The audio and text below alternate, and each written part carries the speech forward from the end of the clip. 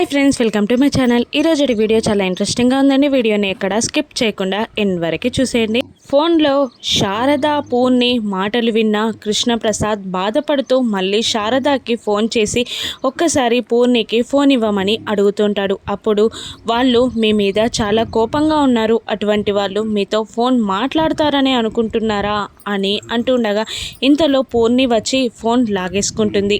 ఏంటి, ఇంకా మమ్మల్ని బ్రతకనివ్వాలి అనుకోవట్లేదు కదా మీరు? అయినా మీరు అమ్మని వదిలిపెట్టి వెళ్ళిపోయేటప్పుడు మా ముగ్గురికి ఇంత విషమిచ్చి వెళ్ళిపోతే బాగుండేది కదా. మేమందరం హాయిగా చనిపోయే వాళ్ళం. ఈ అవమాన భారాలు మాకు ఉండేవి కాదు కదా. అయినా మళ్ళీ మళ్ళీ ఫోన్ చేయడం, ఇంటికి రావడం ఎందుకు? ఇంకొకసారి ఇలా చేస్తే బాగుండదు అని పూర్ణి కూడా గట్టిగా వార్నింగ్ ఇచ్చి కాల్ కట్ చేస్తుంది. ఇక కృష్ణప్రసాద్ కోపంగా ఇంటికి బయలుదేరుతాడు. అప్పుడే డిన్నర్ చేయడానికి శరత్చంద్ర, అపూర్వ, నక్షత్ర అందరూ కిందికి దిగి వస్తూ ఉంటారు. అప్పుడు కృష్ణప్రసాద్ శరత్చంద్రని ఆపి ఇలా అడుగుతుంటాడు. బావగారు, మీతో కాస్త మాట్లాడాలి.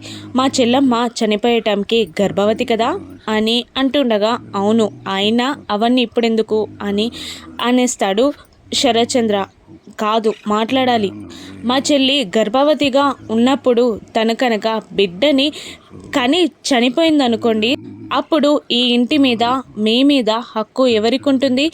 ఆ పుట్టిన బిడ్డకు ఉంటుందా, నక్షత్రకి ఎక్కువ హక్కు ఉంటుందా అని అడుగుతూ ఉంటాడు కృష్ణప్రసాద్. ఇప్పుడు అవన్నీ ఎందుకు అని శరత్చంద్ర అడుగుతూ ఉండగా, లేదు, మీరు చెప్పి తీరాల్సిందే అని కృష్ణప్రసాద్ పట్టుపడతాడు. అప్పుడు ఖచ్చితంగా మొదటి హక్కు మాత్రం ఆ బిడ్డకే ఉంటుంది అని అనగానే నక్షత్ర, అపూర్వ ఇద్దరు షాక్ అవుతూ ఉంటారు.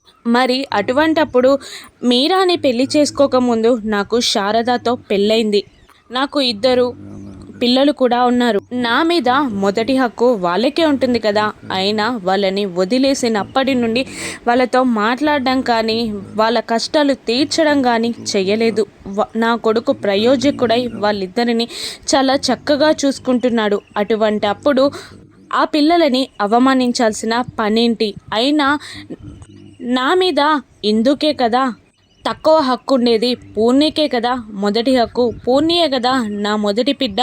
అటువంటప్పుడు పూర్ణి పెళ్లి కార్డులో కూడా నా పేరే ఉంటుంది కదా. నేను చనిపోతే కీర్తిశేషులు కృష్ణప్రసాద్ అని పూర్ణి పేరుకి ముందే కదా నా పేరు ఉండేది. అటువంటప్పుడు నీ పెళ్లి కార్డులో ఎవరి పేరు ఉంటుంది? తండ్రి లేని పిల్లలు అలా అంటూ తనని అవమానించడం ఎందుకు? నా పిల్లలు అని చూడకపోయినా తోటి ఆడపిల్లని అవమానించొద్దు అన్న ఇంకిత జ్ఞానమైనా ఉండాలా, ఉండద్దా అని కృష్ణప్రసాద్ శరత్చంద్రని అడుగుతూ ఉండగా, ఇంతకీ ఎవరు అవమానించారు అని చెర్రి అడుగుతూ ఉంటాడు. పూర్ణిని ఇందు అవమానించిందంట. నీ పెళ్లి కార్డులో నీ తండ్రి ప్లేస్లో ఎవరి పేరుని వేస్తావు అని అంటూ ఫ్రెండ్స్ ముందు అవమానించేసరికి పూర్ణి ఏడ్చుకుంటూ అక్కడి నుండి వెళ్ళిపోయిందంట. అనగానే శరత్చంద్ర పూర్ణి వైపు కోపంగా చూస్తూ ఉంటాడు. నిజంగా ఆ పని చేసావా అని అంటుండగా, అది మామయ్య అని అంటూ ఉంటుంది ఇందు. ఇక కృష్ణ ప్రసాద్ వాళ్ళ అమ్మగారు అటువంటి పని చేస్తే రెండు చెంపలు వాయించక మీ బావగారికి ఎందుకు చెప్తున్నావు అని అంటుండగా, ఇక తన నిశ్చయ తాంబూలాలు తీసుకోవడానికే నేను పనికిరానప్పుడు, పెళ్లి కార్డులో నా పేరు ఉండవలసిన అవసరం లేనప్పుడు, పెళ్లిలో నేనుండవలసిన అవసరం లేనప్పుడు, ఆ హక్కులన్నీ బావగారికే ఇచ్చినప్పుడు తనని మందలించే హక్కు కూడా బావగారికే ఉంటుంది కదా. అందుకే నేను బావగారికి చెప్తున్నాను అని కృష్ణప్రసాద్ అంటూ ఉండగా, ఇక శరత్చంద్ర ఇందుపై విరుచుకుపడతాడు. ఏంటమ్మా, నువ్వు ఆడపిల్లవే కదా, అయినా మీ అమ్మ అలా ఉండదు కదా, నువ్వెందుకు ఇలా తిక్క పనులు చేస్తున్నావు? రేపు వెళ్ళగానే కాలేజ్ అందరి ముందు పూర్ణికి క్షమాపణ చెప్పు అని శరత్చంద్ర అనేస్తాడు. ఇక దాంతో అపూర్వ ముందుకొచ్చి ఇలా అంటుంటుంది, మన ఇందు చేసిందే చెప్పింది కృష్ణప్రసాద్, కానీ అసలు పూర్ణి ఏం చేసిందో చెప్పలేదు కదా బావా. నా పెళ్ళి అని అంటూ పెళ్లి కార్డు అందించగా, ఇక అది నీ నాకు పెళ్ళా అని అంటూ మన ఇందుని అవమానించి పెళ్లి కార్డు చింపేసిందట.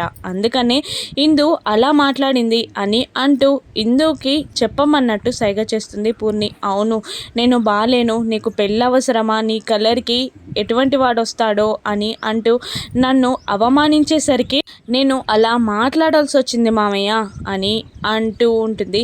పూర్ణి గురించి అబద్ధాలు చెప్పేస్తుంది ఇందు. ఇక ఏంటి కృష్ణప్రసాద్, నువ్వు నీ బిడ్డ చేసిన తప్పులు చెప్పవా అని అపూర్వ అంటుండగా ఇక శరత్చంద్ర కృష్ణప్రసాద్ని తిడుతూ ఉంటాడు. ఏందయ్యా, ఆ ఇంటిని వదిలేసి వచ్చాక నీకు ఇంత ఆస్తి, ఇంత ప్రేమ, మర్యాద ఇచ్చినాక కూడా నీ బుద్ధి మారదా?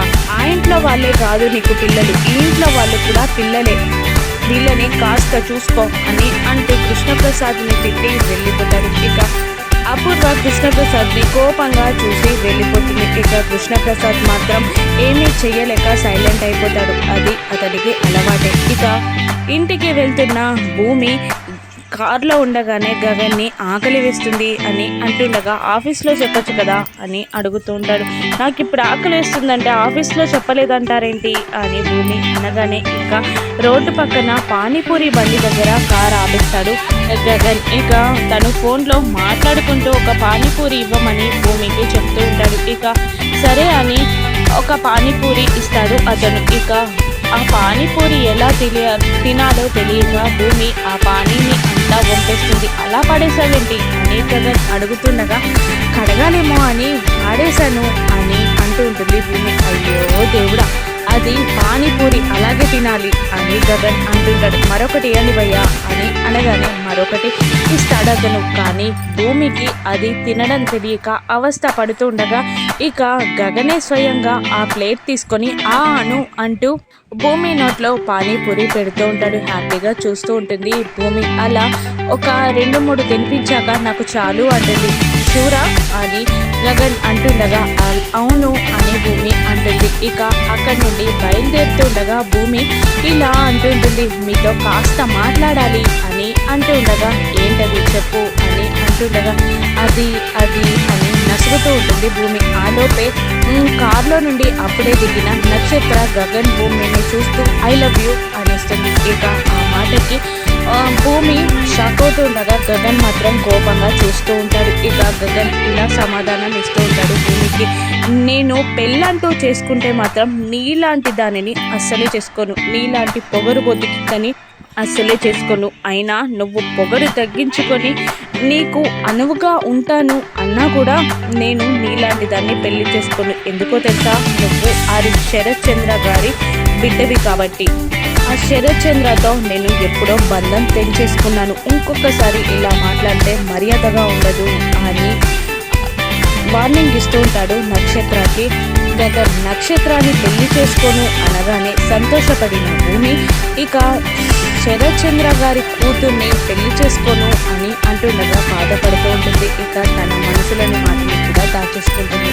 ఇంటికి బయలుదేరుతారు. ఆ తర్వాత చెర్రీ ఒకసారి కలుద్దాం అని అనగానే సరే అంటూ చెర్రీని కలవడానికి వెళ్తుంది భూమి. ఇక ఏమైంది అని అడుగుతుండగా మా నాన్నగారికి నా పుట్టుక గుచ్చి తెలియాలి, నేనున్నట్టు తెలియాలి అని అంటూ ఉంటుంది భూమి. అది ఎలా తెలియజేస్తావు అని అంటుండగా నా దగ్గర ఒక ప్లాన్ ఉంది అని అంటూ ప్లాన్ని వివరిస్తూ ఉంటుంది భూమి. ఇక తన ప్లాన్ని ఎగ్జిక్యూట్ చేయడానికి రాత్రి అయ్యాక అందరూ పడుకున్నాక ఇక బయట మ్యూజిక్ పెట్టి అచ్చం శోభాచంద్రలాగా నాట్యం చేస్తూ ఉంటుంది భూమి. ఇక బయట ఏవో సాంగ్స్ వినేసరికి అపూర్వ బయటికి వెళ్తుంది. ఇక అపూర్వ బయటికి వెళ్ళగానే అక్కడ చూస్తున్న దాన్ని కళ్ళప్పగిస్తూ చూస్తూ షాక్ అయిపోతూ ఉంటుంది. ఇక అక్కడ డాన్స్ చేస్తుంది భూమిలా కాకుండా శోభాచంద్రలాగా కనబడుతూ ఉంటుంది అపూర్వకి. శోభాచంద్రల భూమి డాన్స్ చేస్తూ అపూర్వ దగ్గరికి వచ్చి అపూర్వ మెడకి తన జడని ఉరితాడులా వేసి లోపలికి లాకెళ్ళి వాళ్ళ అమ్మగారి ఫోటో దగ్గర అపూర్వని పడేసి ఆ చెంప ఈ చెంప కొడుతూ అపూర్వ పీక పిసికేస్తూ అపూర్వకి చుక్కలు చూపిస్తూ ఉంటుంది. ఇక అలా అపూర్వ దెబ్బలు తినగానే స్పృహ తప్పి అక్కడ పడిపోగానే భూమి శరత్చంద్ర గారి రూమ్లోకి వెళ్తుంది. ఇక అక్కడ కుర్చీలో కూర్చొని ఊగుతూ ఉంటుంది. ఇక ఎవరు అన్నట్టు శరత్ చంద్ర అడుగుతుండగా శోభాచంద్రని అని ఆన్సర్ ఇస్తుంది భూమి. ఇక ఆ మాటకి శోభ నువ్వా, ఇంతకాలమైంది నిన్ను చూసి అని ఆప్యాయంగా మాట్లాడుతూ ఉంటాడు. అప్పుడు నాకు జరిగిన అన్యాయాన్ని అడుగుదామని వచ్చాను అని శోభాచంద్ర అంటుంటుంది.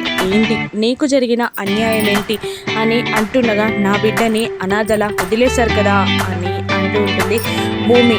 మన బిడ్డ ఎక్కడున్నాడు, నీతో పాటే కాలిపోయింది కదా అని శరత్ చంద్ర అంటుండగా లేదు, నేను ప్రసవించాకే నా బిడ్డని మంటల్లో నుండి బయటికి విసిరేశాకే నేను చనిపోయాను, నా బిడ్డ బ్రతికే ఉంది అని శరత్ చంద్రకి చెప్పేస్తుంది శోభాచంద్రల భూమి. ఇక ఏంటి మన బిడ్డ బ్రతికే ఉందా, నిజంగా బ్రతికే ఉందా, ఎక్కడుంది అని అడుగుతుండగా అది నువ్వే కనుక్కోవాలి, నా బిడ్డని తీసుకొచ్చి ఈ ఇంటికి మహారాణిని చేయాలి, ఇదే నాకు జరిగిన అన్యాయానికి నేను కోరుతున్న ప్రతిఫలం, చేస్తారా చెప్పండి అని భూమి అడుగుతుండగా ఖచ్చితంగా చేస్తాను, ఇదే నేను ఇచ్చే మాట, నీ బిడ్డని తీసుకొచ్చి ఈ ఇంటికి మహారాణిని చేస్తాను అని శరత్ చంద్ర అంటున్నాడు. ఇక అప్పటికప్పుడే భూమి మాయమైపోతుంది. ఇక భూమి కోసం శరత్ చంద్ర ఎంక్వైరీ చేస్తాడా, భూమియే తన బిడ్డ అని తెలుసుకుంటాడా, అపూర్వ శరత్ చంద్రకి నిజం తెలుసుకోకుండా